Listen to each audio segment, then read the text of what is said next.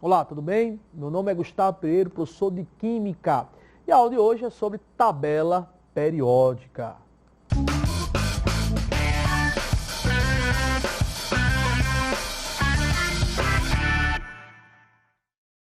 Gente, estamos aqui mais uma vez fazendo nossa revisão maravilhosa para a nossa provinha do Enem. Você sabe muito bem a importância dessa prova na sua vida. E eu estou aqui, claro, para facilitar a vida de vocês.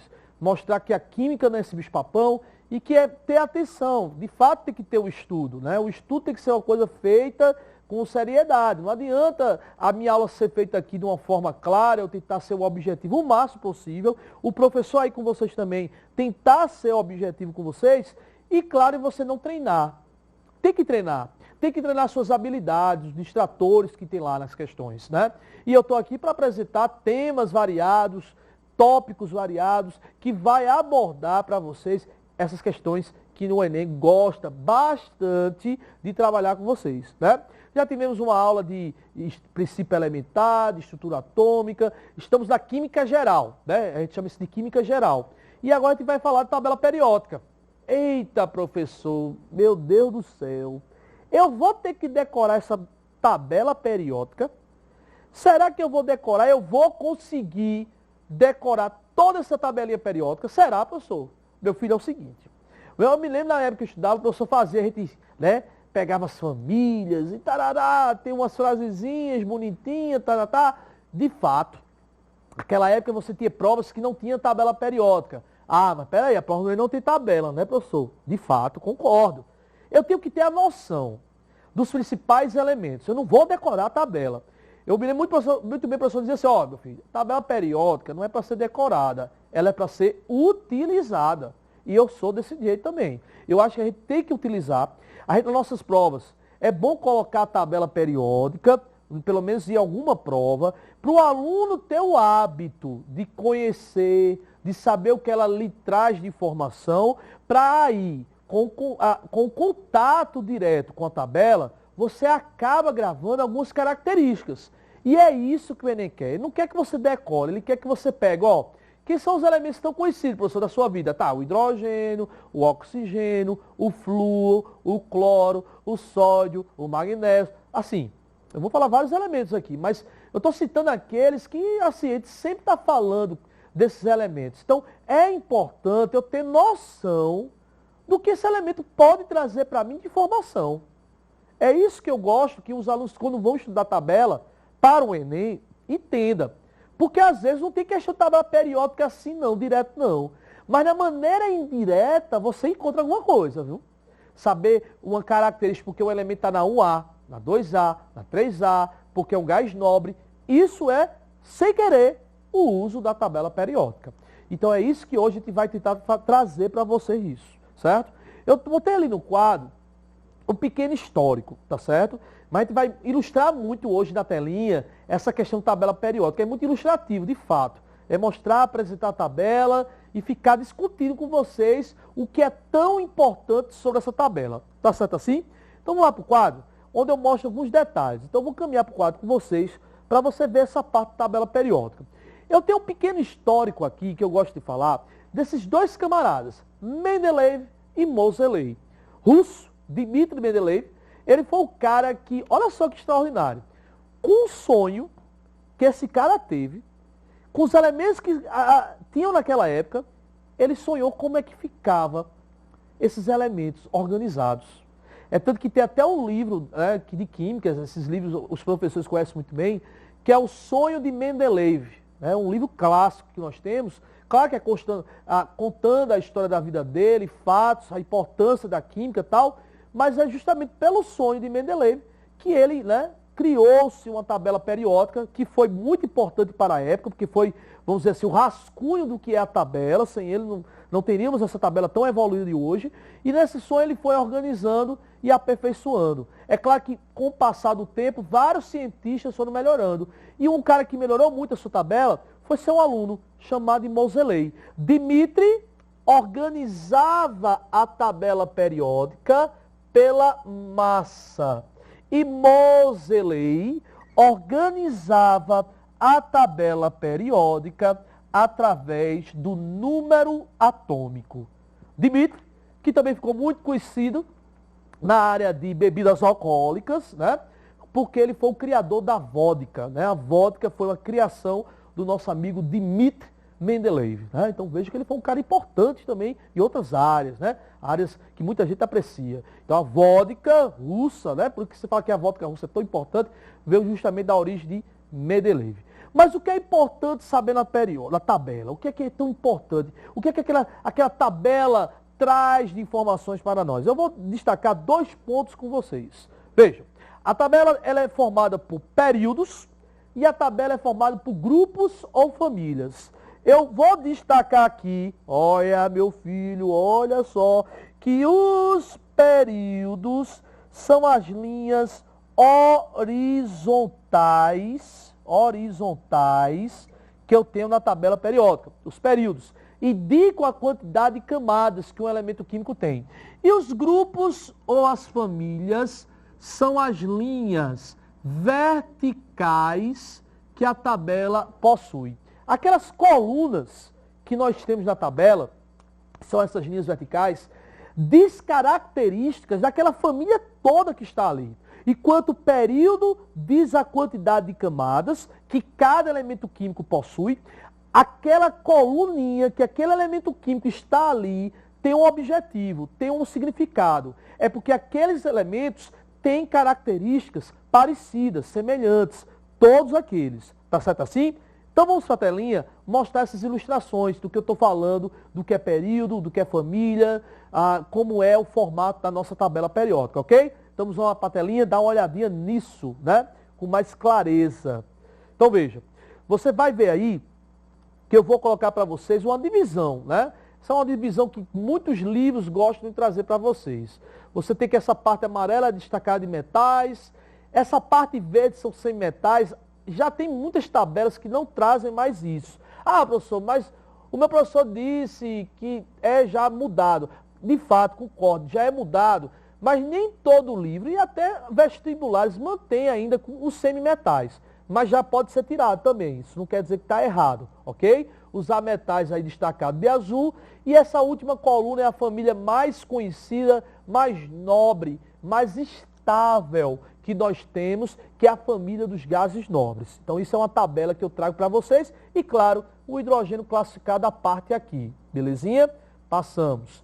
Veja aí, eu peguei uma tabela que vem com mais informações, vem com as famílias, vem com número atômico, vem mais colorida, vem até estado físico, mostrando também o estado sólido, o estado líquido, quem é o elemento de transição, o elemento radioativo. Meu amigo professor, essa tabela aí é mais quente, né? É mais cheia de detalhes. É assim que vai estar numa provinha minha, de outro vestibular, que não seja o Enem. E eu não consigo decorar não, meu amigo, já falei, não é para decorar. Eu estou mostrando para vocês tabelas que são usadas nos livros, com algumas informações, né? Que é importante ter a noção.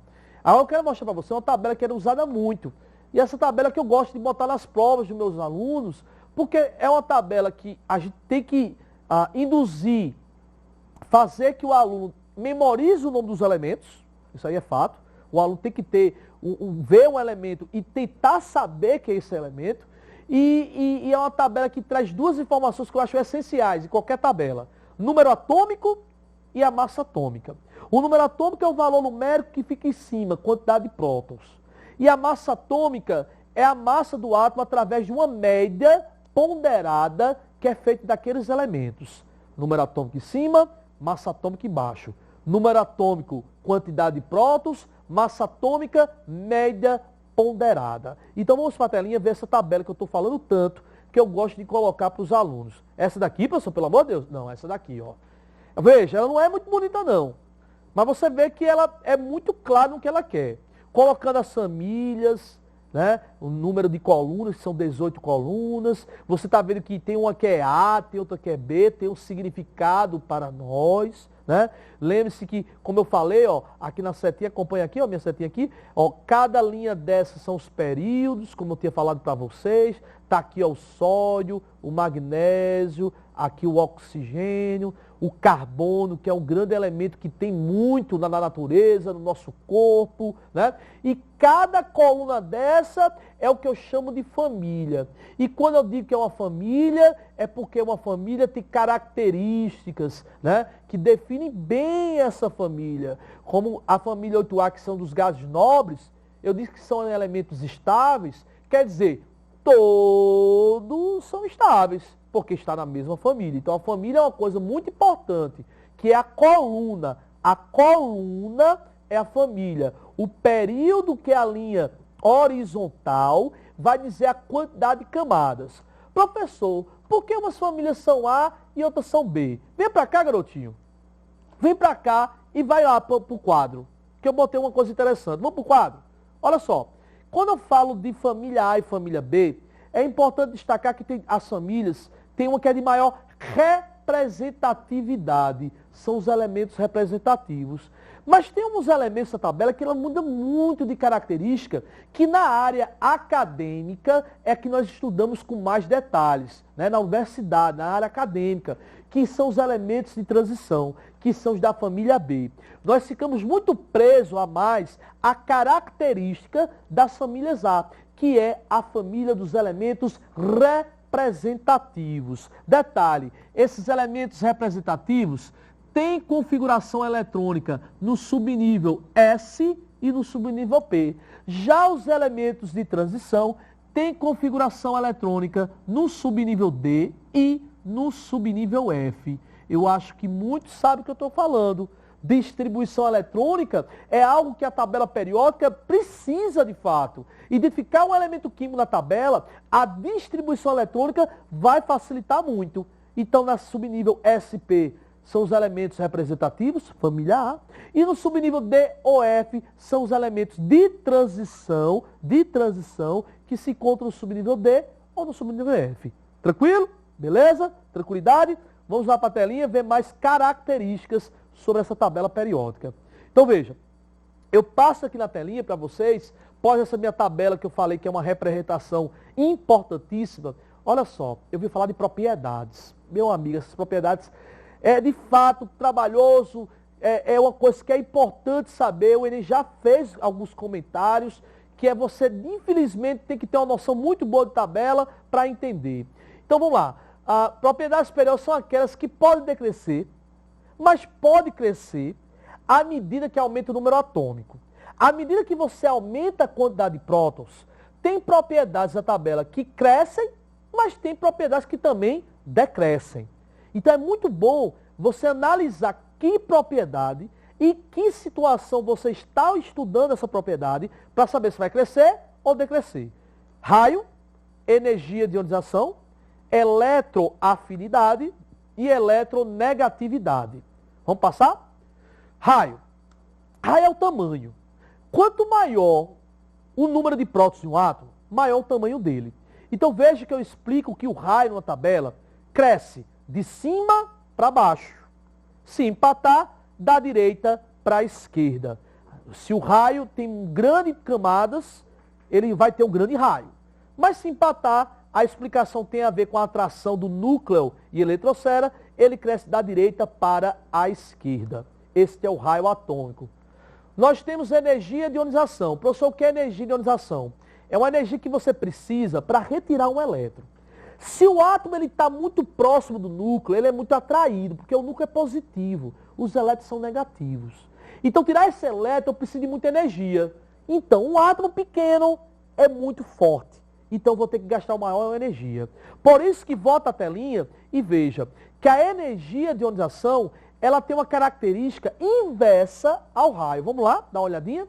Então, veja, a energia de ionização, ela tem característica inversa. Você vê aí na sua telinha que a energia de ionização, ela é contrária ao raio.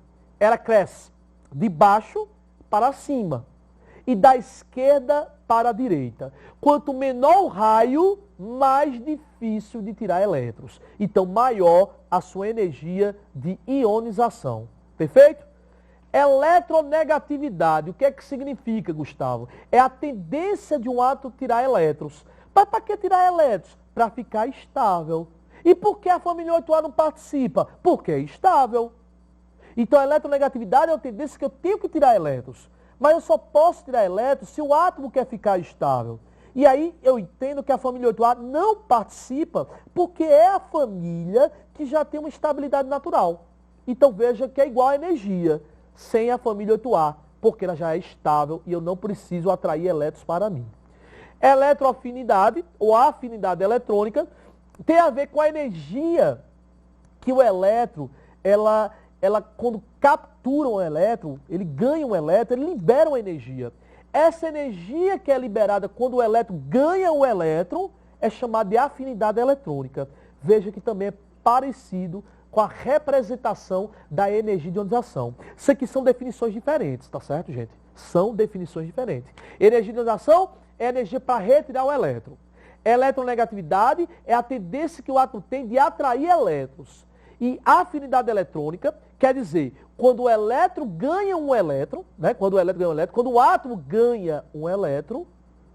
ganha um elétron, ele libera uma energia. Essa energia que é liberada é chamada de afinidade eletrônica. Vamos dar uma passadinha, certo? Então veja, temos aí na tela o volume atômico, pode estar associado com o tamanho do átomo, é uma propriedade importante que nós temos na tabela. Densidade, você está vendo que ela caminha para o meio da tabela, um átomo que é bastante denso, tem uma grande massa. Eu destaco aí para vocês o ósmio, que é um elemento que tem alta densidade, vocês estão vendo aí. Você tem, novamente, o raio atômico representado para vocês, que é uma propriedade que eu acho, como eu destaquei para vocês, importantíssima. E aí eu tenho uma questão 7, mas vem para cá, para eu comentar com vocês o detalhe aí. Vejam o que nós estamos trabalhando. Nós estamos trabalhando propriedades da tabela. Falei de raio, que é o tamanho.